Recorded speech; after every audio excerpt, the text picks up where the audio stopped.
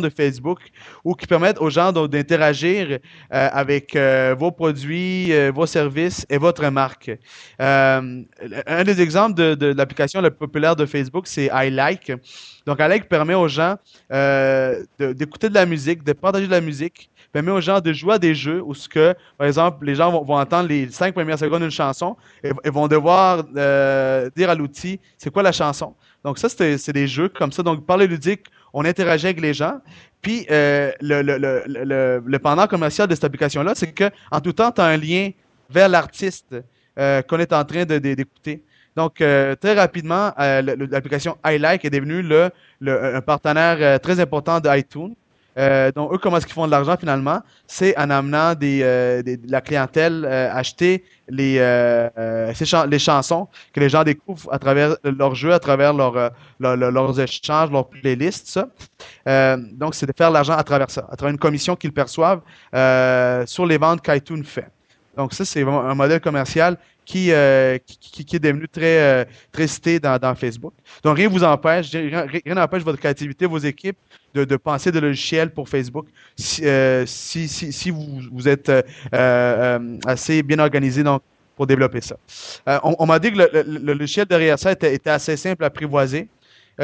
Puis, dans tous les cas, c'est des choses aussi que vous pouvez trouver. Il y a plein d'agences qui font que ça, que des logiciels pour des gens qui veulent aller sur Facebook.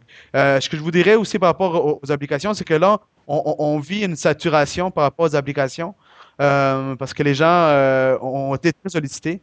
Donc, avant de lancer une application, essayez de vraiment de bien de qu'une expérience qui va vraiment se rapporter ou qui va avoir un intérêt pour les gens que vous essayez de toucher. Puis également, essayer de voir avec des gens qui interagissent sur Facebook, savoir si c'est pas une application qui est achalante. Tu sais. Donc, essayez de valider ces aspects-là avant de vous lancer dans cette aventure-là. Voilà, ça c'est pour les applications. Puis la dernière fonctionnalité aussi qui est digne de mention, c'est le Facebook Connect, finalement qui permet aux gens qui auraient des sites, puis qui auraient des équipes de programmeurs quand même assez doués ou assez proactifs, d'amener des fonctions Facebook dans votre site. Un des exemples le plus cités, c'est les commentaires. Donc, à travers la technologie Facebook Connect, on pourrait, par exemple, dans un blog, faire en sorte que lorsque les gens commandent dans vos billets, que les gens commandent finalement dans Facebook. Donc, ce que ça fait, c'est que ça amène finalement Facebook dans votre site. Et puis, chaque action qui va être donc effectuée dans votre site va avoir un écho dans Facebook. Donc, ça, c'est vraiment quelque chose de fabuleux. Un autre exemple plus concret aussi qu'on peut donner par rapport à cette vision-là technologique, c'est YouTube qui permet aux gens de carrément amener la vidéo qui vit sur YouTube, l'amener dans un billet, d'amener le player YouTube dans un billet. Euh, donc, ça, c'est toutes des choses qui sont à votre portée, qui sont très importantes. Donc, si ça s'applique finalement dans votre vision, si en bout de ligne, ça amène plus de valeur à ce que vous offrez à votre plateforme, mais vous devriez peut-être envisager. Puis dans tous les cas, c'est important de tester. Tester donc ces pratiques-là, tout ça. Puis voir finalement si tout ça se traduit dans plus de visites, dans plus de temps dans votre site. Euh, Parce que c'est important aussi de faire des choses dans le but d'aller chercher un plus d'audience, un plus d'engagement vis-à-vis de votre clientèle. Donc oui, allez-y, amusez-vous avec ces outils-là, mais essayez de mesurer finalement qu'est-ce que ça vous apporte concrètement. Euh, Par des outils comme Google Analytics, par exemple. Voilà. OK. Donc, on continue maintenant avec dans les pratiques en tant que telles. Euh, Moi, j'ai défini donc ici très rapidement des choses vraiment à retenir lorsqu'on veut faire du commerce dans Facebook. Donc, ce que j'appelle finalement les pratiques commerciales. Bon, sachez que Facebook permet un outil fabuleux pour faire du branding, donc pour aller chercher la notoriété, donc pour faire connaître votre marque, vos produits, vos services auprès de la communauté Facebook. Donc, si vous êtes confronté à cette problématique-là, je vous invite fortement à aller le faire. Et puis également, si votre produit euh, se décline également en une communication humaine, je le ferai également. Euh, Sauf que, pour vous donner un exemple, c'est sûr qu'il y a des produits qui sont plus faciles à vendre que d'autres. Sauf que rien n'empêche la créativité de, justement, de créer un précédent.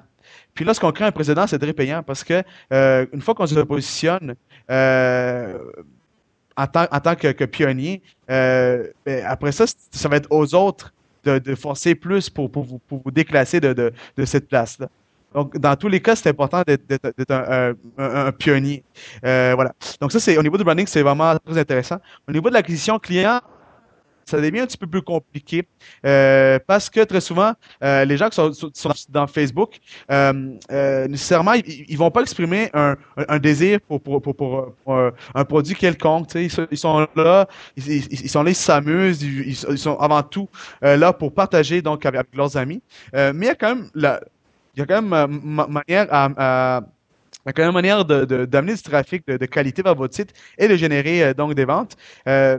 Plus par rapport donc aux outils marketing ou à la régie publicitaire Facebook, qui vous permettait par exemple de savoir qu'il y a, il y a ce type d'audience-là qui est active sur Facebook et de cibler une publicité en fonction du profil de cette audience-là. Ben, je vais vous montrer plus loin ce que ça peut donner. Donc oui, il y a une manière d'aller chercher, d'aller chercher des clients, mais c'est vraiment plutôt pour le branding, c'est vraiment très puissant Facebook. Si vous faites de l'acquisition client, c'est important aussi de taguer vos liens. Parce que ce que vous voulez savoir, c'est, OK, je pousse un contenu dans Facebook. Comment est-ce que ces liens-là que je sème un peu dans Facebook se traduisent dans un lien qui va m'amener ma personne donc, vers mon site, puis d'être là, qui va m'amener une vente.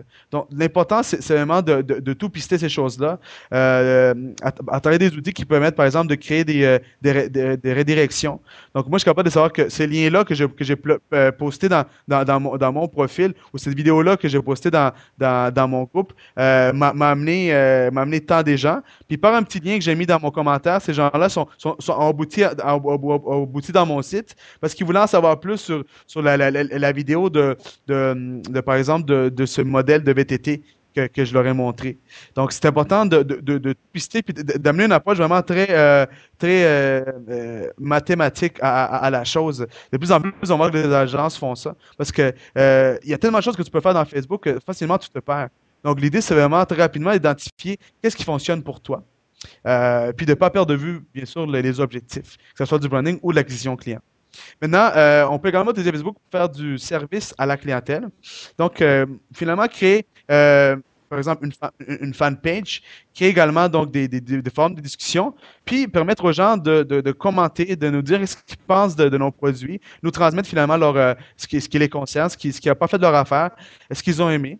Et puis, utiliser l'outil finalement comme une plateforme au service à la clientèle, avec bien sûr une facette beaucoup plus humaine, puis également qui nous permet de nous rapprocher plus des gens. Ça, les gens, ils vont l'apprécier. Ils vont apprécier cet effort que les compagnies font pour se rendre plus proches d'eux. On peut également utiliser Facebook pour carrément comme un focus group euh, dans le but de créer des meilleurs produits. Parce que ce qu'il ne va pas oublier, c'est que Facebook, c'est que les gens qui ont le dernier mot comment sur vos produits, c'est vos consommateurs. Donc, ce serait intéressant, par exemple, parfois d'être plus à l'écoute de ce qu'ils ont à nous dire. Donc, les compagnies informatiques sont très proactives à ce niveau-là. Ils font constamment appel aux gens, à des focus groups, pour qu'il y ait des meilleurs produits, pour améliorer des produits existants. Donc, à travers Facebook, on peut faire ça très facilement. Donc, créer des focus groups, coordonner donc une intervention focus group, puis amener donc des gens à nous donner du feedback sur nos produits. Et puis également identifier les gens qui sont les plus engagés ou les gens qui trippent le plus fort sur nos produits. Parce que ces gens-là, c'est des gens qui vont ne veulent pas devenir un peu comme nos porte-parole, nos ambassadeurs. Donc, à travers Facebook, on est capable de mettre un visage derrière ces gens-là. Puis également de réseauter avec eux, même leur donner des petits cadeaux parce que ces gens-là, c'est nos ambassadeurs. Donc, Travailler avec eux, finalement, c'est d'une grande valeur. Voilà. Puis également, Facebook, en tant que compagnie commerciale, ça permet également le bouche-oreille. Puis qui dit bouche-oreille, mais